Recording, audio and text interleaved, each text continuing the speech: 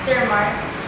For me, he has his own different ways of solving each problem. Si Sir Mark kasi meron siyang mga tinuturong methods na hindi tinuturo sa school na mas madali nga namang gamitin when magsasolve ng problems. Katulad na lagi sinasabi ni Sir Mark, no pain, no gain.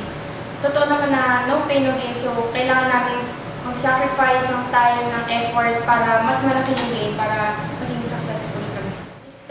Sir Mark is the scariest. Hindi siya yung scary. It's like, pag nakatingin siya sa'yo sa discussion, yung pressure, mafe-feel mo yung pressure na I have to do this kasi parang yung si Sir Mark talagang kailangan, gusto niya, it's like he's very perfectionist. Gusto niya yung mga tinuturuan niya, yung mga lumalapit sa kanya, mag-e-end up na magagaling na madaming natutunan.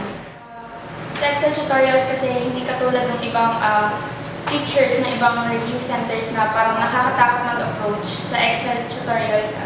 Pwede kang lumapit sa mga teachers pag meron kang mga questions, pag meron kang hindi maintindihan sa topic na nagpapadali para sa mga students na maintindihan lalo yung lessons.